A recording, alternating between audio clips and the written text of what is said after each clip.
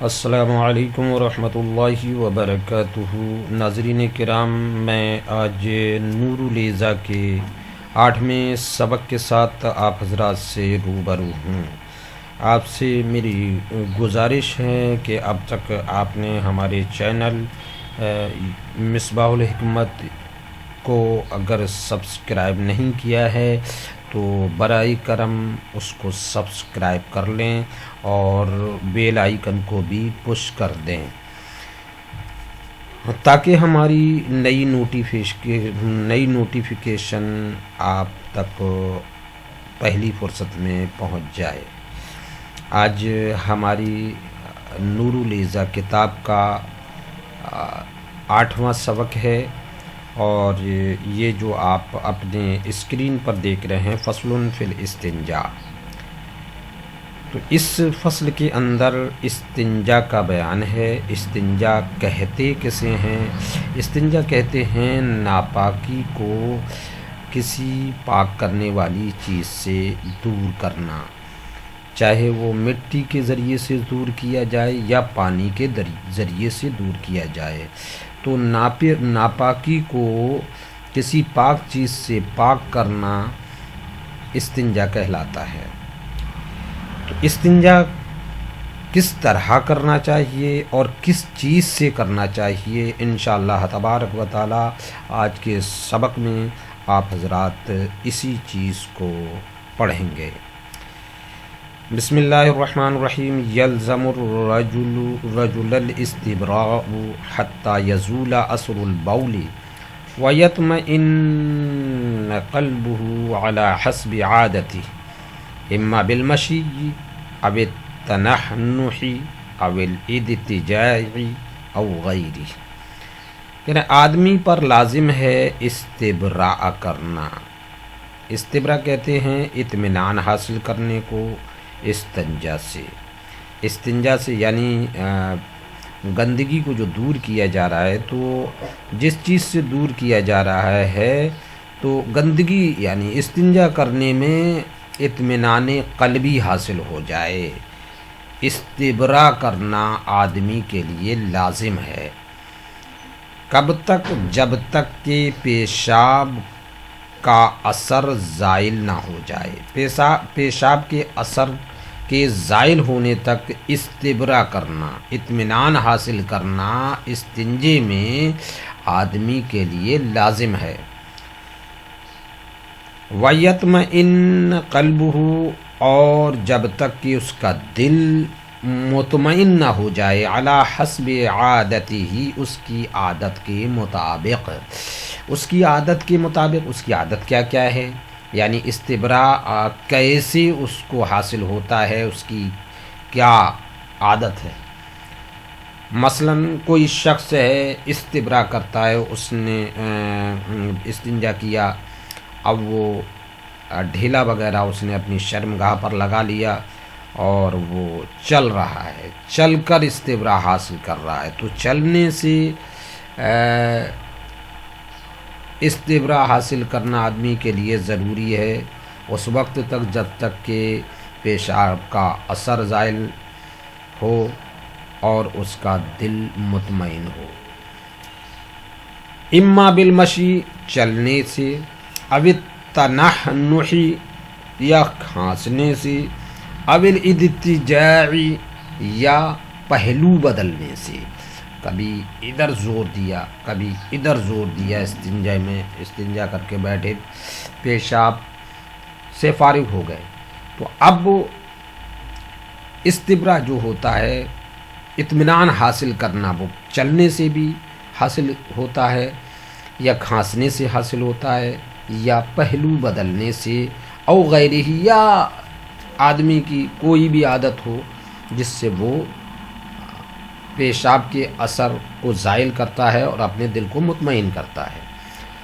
تو کہہ رہے ہیں آدمی پر استبراء لازم ہے پیشاب کے اثر کے زائل ہونے تک اور اس کے دل کو اطمینان ہونے تک، اس کی عادت کے مطابق، جیسی عادت ہوگی، چاہے چلنے سے ہو یا کھانسنے سے ہو یا پہلو بدلنے سے ہو یا اس کے علاوہ سے ہو.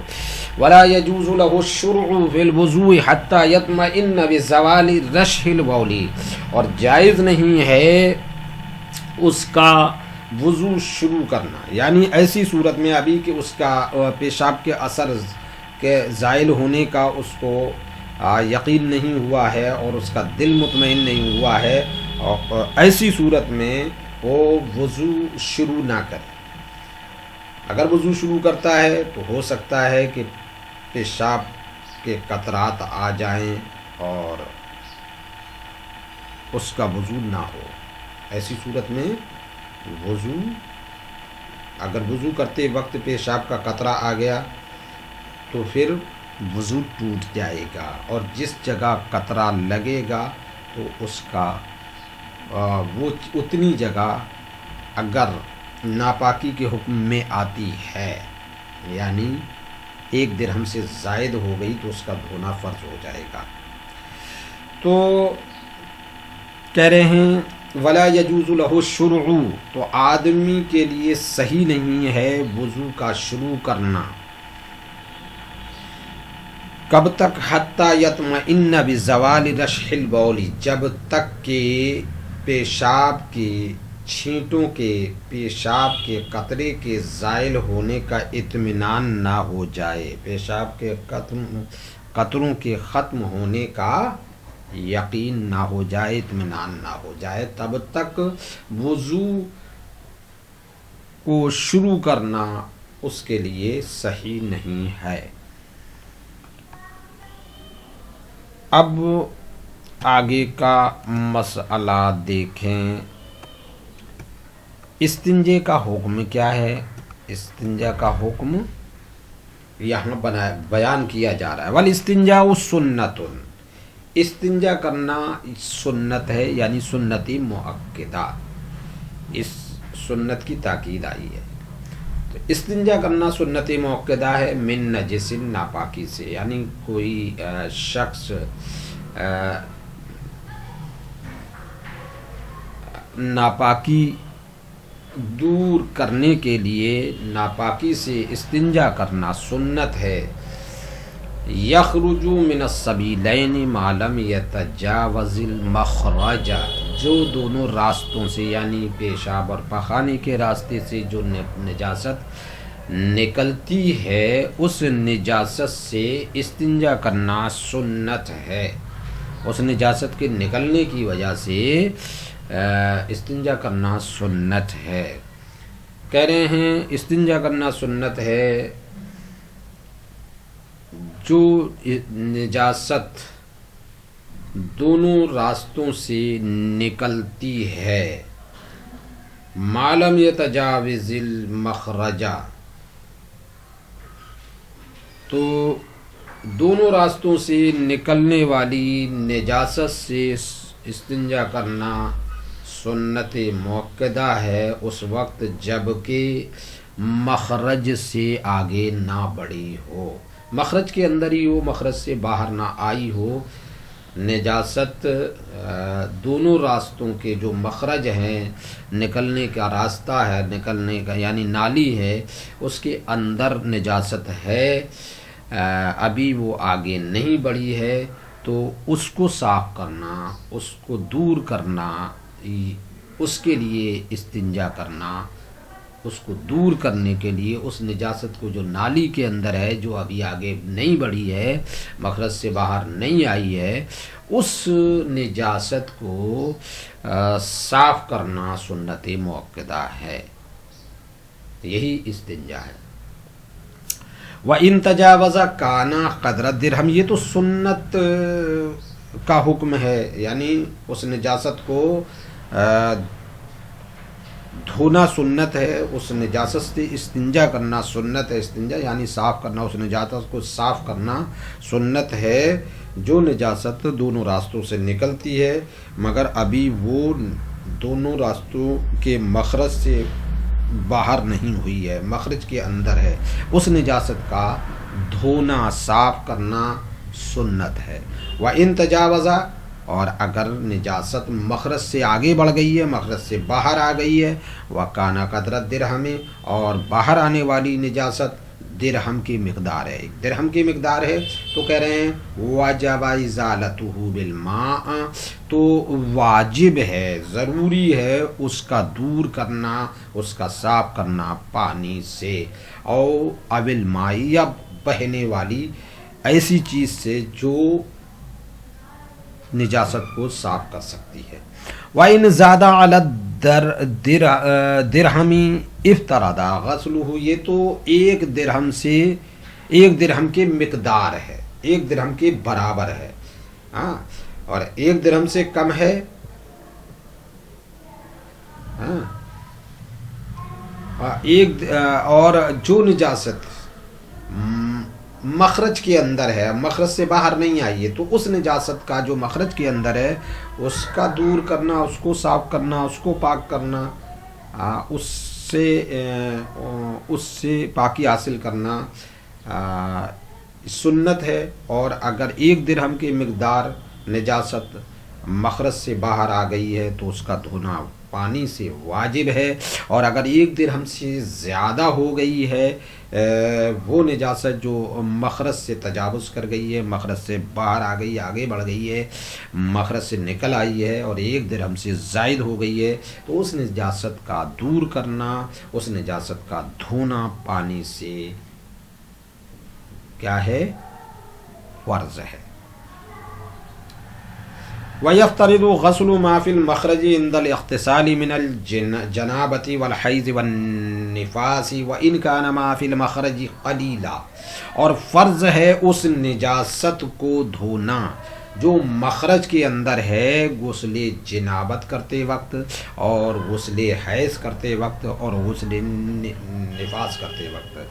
غسل جنابت جنبی، یعنی جنابت کہتے ہیں ناپاکی کو، اس ناپاکی کو یہ مثلا کسی پر غسل فرض ہو گیا تو وہ جنبی کہلاتا ہے، یا غسل فرض ہو گیا ہے یعنی اس کو نائٹ فائل ہو گیا، سویا تھا اور اس کا خروج منی پایا گیا خواب کی وجہ سے، یا اس نے اپنی بیوی سے ہم بستری کی، تو ایسی صورت میں وہ جنبی ہو گیا، اس پر غسل فرض ہو گیا۔ اور حیض اور نفاس والی عورت، یعنی حیض کہتے ہیں اس خون کو جو بالغہ لڑکی یا عورت کو مہینے پر جو خون آتا ہے تو وہ خون حیض کہلاتا ہے، جس کی کم سے کم مدت 3 دن ہوتی ہے، 3 دن سے کم نہیں ہو سکتا، اور زیادہ سے زیادہ 10 دن ہوتی ہے، 10 دن سے زیادہ نہیں ہو سکتا۔ اور اب یہ عادت پر موقوف ہے، جیسی عادت ہوگی اسی کے مطابق حکم لگایا جائے گا۔ تو حیض اور نفاس سے فارغ ہونے کے بعد عورت غسل کر رہی ہے تو جو مخرج کے اندر خون لگا ہوا ہے اس کا صاف کرنا بھی غسل کرتے وقت فرض ہے۔ وَإِنْ كَانَ مَا فِي الْمَخْرَجِ قَلِيلًا، اگرچہ غسل کرتے وقت مخرج کے اندر جنابت کی جو گندگی ہے اور حیض کا جو خون ہے اور نفاس کا خون ہے، تو غسل کرتے وقت جو مخرج میں ہے اس کو صاف کرنا بھی فرض ہے۔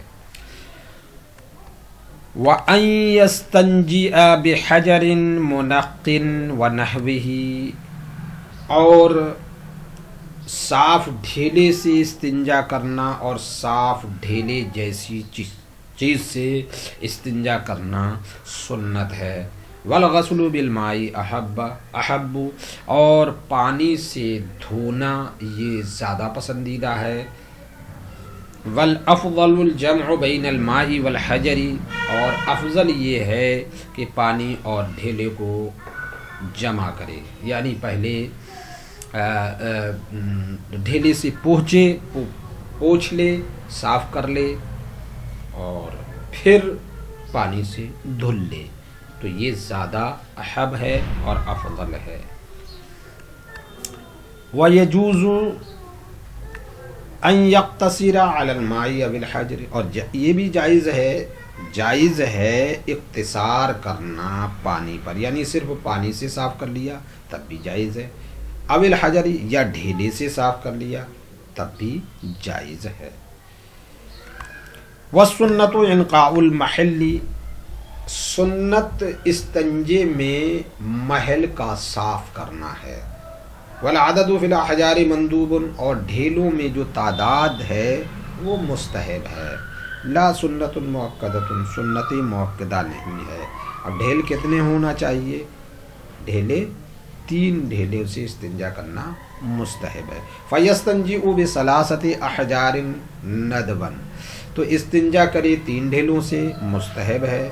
ان حصلت تنظیف بما دونہا، اگرچہ پاکی حاصل ہو جاتی ہے 3 ڈھیلوں کے علاوہ سے بھی، یعنی 2 ڈھیلوں سے بھی پاکی حاصل ہو سکتی ہے، لیکن 3 ڈھیلوں سے استنجا کرنا، ناپاکی کو دور کرنا، یہ مستحب ہے۔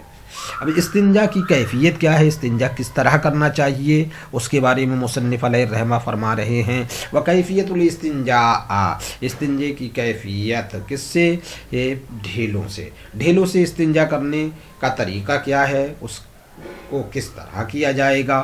کہہ رہے ان یمسح بالحجر الاول، پہلے ڈھیلے سے پوچھنا ہے، من جہت القدام مقدمی الی خلف، پہلے ڈھیلے سے آدمی کا پوچھنا ہے ناپاکی کو آگے کی جانب سے پیچھے کی طرف۔ والثانی، اور دوسرے ڈھیلے سے کیا کرنا ہے، دوسرے ڈھیلے سے کدھر کو پوچھنا ہے؟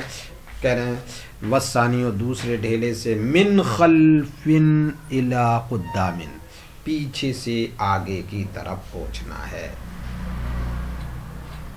وبالثالث من قدام الی خلف، اور تیسرے ڈھیلے سے آگے سے پیچھے کی جانب پوچھنا ہے، یعنی آگے سے کھینچ کر لے جانا ہے پوچھتے ہوئے پیچھے کی جانب۔ کب؟ اذا کانت الخصیۃ مدلۃ، جبکہ خصیے لٹکے ہوئے ہوں۔ ایسی صورت میں جبکہ مرد کے خصیے لٹکے ہوئے ہوتے ہیں تو مرد کے لیے پہلے ڈھیلے کو کھینچتے ہوئے لے جانا ہے آگے سے پیچھے کی طرف، دوسرے ڈھیلے کو پیچھے سے آگے کی طرف پہنچتے ہوئے کھینچ کر لانا ہے، اور تیسرے ڈھیلے کو آگے سے پیچھے کی طرف پہنچتے ہوئے کھینچ کر لے جانا ہے جبکہ خصیے لٹکے ہوئے ہوں۔ وَإِنْ كَانَتْ غَيْرَ مُدَلَّةٍ، اور اگر خصیے لٹکے ہوئے نہیں ہیں، يَبْتَدِئُ مِنْ خَلْفٍ إِلَى قُدَّامٍ، تو اب وہ ابتدا کرے گا پیچھے سے آگے کی طرف۔ وَالْمَرْأَةُ تُبْتَدِئُ مِنْ قُدَّامٍ إِلَى خَلْفٍ خَشْيَةَ تَلْوِيثِ فَرْجِهَا، اور عورت ابتدا کرے گی، شروعات کرے گی ڈھیلوں سے استنجا کرنے میں آگے سے پیچھے کی جانب۔ یہ ہر وقت میں عورت کے لیے یہی، اگر ڈھیلے سے وہ ناپاکی کو دور کر رہی ہے، استنجا کر رہی ہے، تو اس کے لیے اس طرح سے استنجا کرنا ہے۔ اس کی کیفیت یہ ہے کہ وہ ابتدا کرے گی آگے سے پیچھے کی طرف۔ کیوں؟ خشیۃ تلویث فرجہا، اپنی شرمگاہ کی آلودہ ہو جانے کے خوف کے سبب،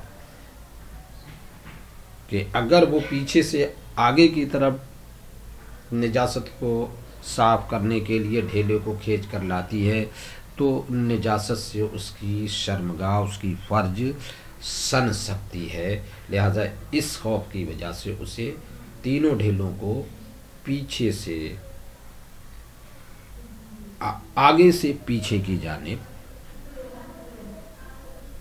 مس کرنا ہے، یعنی پوچھنا ہے۔ ثم يغسل يده اولا بالماء ثم يدلق المحل بالماء بباطن اصبع او اصبعين او ثلاثة ان احتاج، کہہ رہے ہیں پھر اپنے ہاتھ کو اولاً دھوئے گا پوچھنے کے بعد، یعنی ڈھیلے سے اگر پوچھا ہے، نجاست کو صاف کیا ہے، ڈھیلے سے استنجا کیا ہے، تو کہہ رہے ہیں پھر وہ پہلے اپنے پانی سے اپنے ہاتھ کو دھوئے گا، ثم یدلک المحل، پھر وہ اپنی جگہ کو رگڑے گا، پھر جگہ کو، استنجے کی جگہ کو رگڑے گا پانی سے، ایک انگلی کی پیٹ سے، او اصبعین یا دو انگلیوں کے پیٹ سے، او ثلاثتن یا تین انگلیوں کے پیٹ سے، ان احتاجا، جیسی ضرورت ہو، آدمی کو جیسی ضرورت ہوگی اسی کے مطابق ایک انگلی یا دو انگلی یا تین انگلیوں کے پیٹ سے ناپاکی کی جگہ کو رگڑے گا پانی سے. سمجھ رہے ہیں؟ تو یہاں تک آپ حضرات کی سمجھ میں بات آ گئی ہوگی.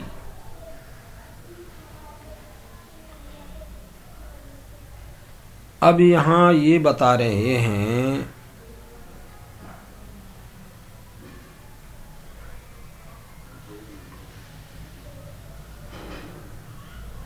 وَيُسْعَدُ الرَّجُلُ إِصْبَعَهُ الْوُسْطَى عَلَى غَيْرِهَا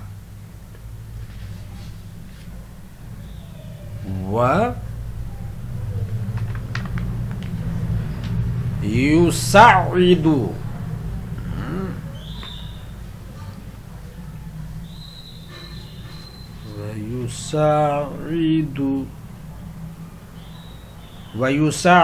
الرَّجُلُ إِصْبَعَهُ الْوُسْطَى عَلَى غَيْرِهَا فِي ابْتِدَاءِ الْإِسْتِنْجَاءِ. یہاں پر اب یہ بتا رہے ہیں کہ استنجا کرتے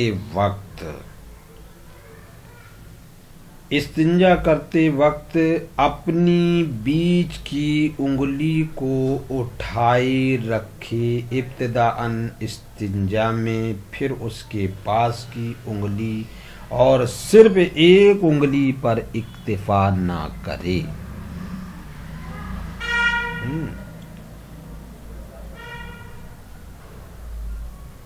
مرد اپنی، دیکھیے غور کیجیے، یہ وَيُسَعِّدُ الرَّجُلُ إِصْبَعَهُ الْوُسْطَى، مرد اپنی بیچ کی انگلی کو اٹھائے رکھے. یساعد، مرد اپنی بیچ والی انگلی کو اٹھائے رکھے گا، علی غیرہا، اپنی دوسری انگلی پر، اپنی دوسری انگلیوں پر، یعنی دوسری انگلیوں پر اپنی انگلی کو اٹھائے رکھے گا. کیا مطلب؟ اپنی بیچ والی انگلی، جو بیچ والی انگلی کے ارد گرد انگلیاں ہیں، ان کے اوپر اٹھا کے رکھے گا، یعنی بیچ والی انگلی کو ان کے اوپر چڑھائے گا. بیچ والی انگلی اوپر چڑھی ہوئی ہونا چاہیے اور آس پاس کی انگلیاں جو ہے وہ برابر کر لے، ملا لے. یہی کہہ رہے ہیں وَيُسَعِّدُ الرَّجُلُ إِصْبَعَهُ الْوُسْطَى، اور آدمی چڑھا لے گا اپنی بیچ والی انگلی کو علی غیرہا، اپنی دوسری انگلیوں پر. سمجھ رہے ہیں؟ فی ابتداء الاستنجاء، استنجا کی ابتدا میں، شروعات میں. سمجھ رہے ہیں؟ آدمی اپنی بیچ کی انگلی کو اٹھائے رکھے ابتداً استنجا میں، پھر اس کے پاس کی انگلی اٹھائے رکھے. ثم یساعد بنصرہ، پھر اپنی بنصر کو، اس کے پاس والی جو انگلی ہوتی ہے بنصر، اس کو بنصر کہتے ہیں، اس کو اٹھائے رکھے یعنی اس کو چڑھائے. ولا یقتصر علی اصبع واحدۃ، اور آدمی اختصار نہ کرے ایک انگلی پر ہونا چاہیے، اور صرف ایک انگلی پر اکتفا نہ کرے۔ وَالْمَرْأَةُ تُسَاعِدُ بِنْصَرَهَا وَأَوْسَطَ أَصَابِعِهَا مَعًا ابْتِدَاءً خَشْيَةَ حُصُولِ اللَّذَّةِ، اور عورت اٹھائے رکھے اپنی بنسر کو، اپنی سائیڈ والی انگلی کو اور بیچ والی انگلی کو اپنی دوسری انگلیوں پر، یعنی جو ان کے برابر میں جو انگلیاں ہیں، دو انگلیوں کو چھوڑ کر وسطی اور بنسر، ان دونوں انگلیوں کو اوپر اٹھا لے اور باقی انگلیوں کو آپس میں ملا لے تو یہ دونوں انگلیاں چڑھ جائیں گی۔ تو عورت ان کو چڑھائے اپنی دوسری انگلیوں پر ایک ساتھ استنجا شروع کرنے میں۔ کس لیے چڑھائے کریں؟ خشیۃ حصول اللذت، لذت کے حاصل ہونے کے خوف کی بنیاد پر، تاکہ اس کو لذت حاصل نہ ہو اور جس سے اس پر ایسی کیفیت طاری ہو جائے جس سے وضو ٹوٹ سکتا ہے یا غسل فرض ہو سکتا ہے۔ وَيُبَالِغُ فِي التَّنْظِيفِ حَتَّى يَقْطَعَ الرَّائِحَةَ الْكَرِيهَةَ،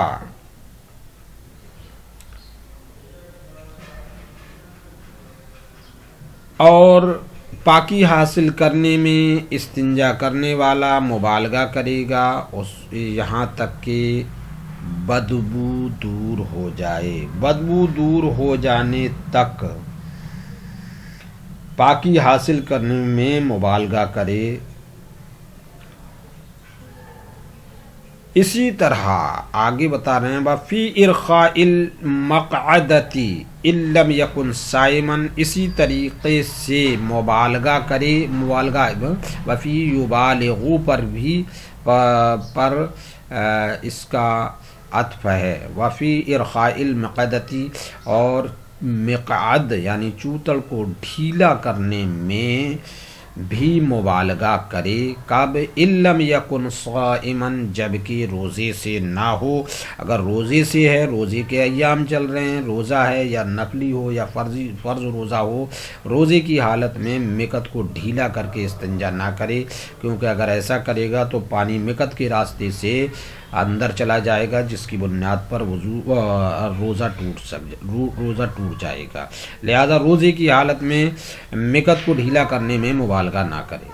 فَإِذَا فَرَغَ غَسَلَ يَدَهُ ثَانِيًا، اور جب استنجا کرنے سے فارغ ہو جائے تو اپنے ہاتھ کو دوبارہ دھوئے۔ وَنَشَّفَ مَقْعَدَتَهُ قَبْلَ الْقِيَامِ إِنْ كَانَ صَائِمًا، اور صاف کر لے اپنی مقعد کو، اپنی چوتڑ کو صاف کر لے کھڑے ہونے سے پہلے اگر روزے سے ہے، اگر روزہ دار ہے۔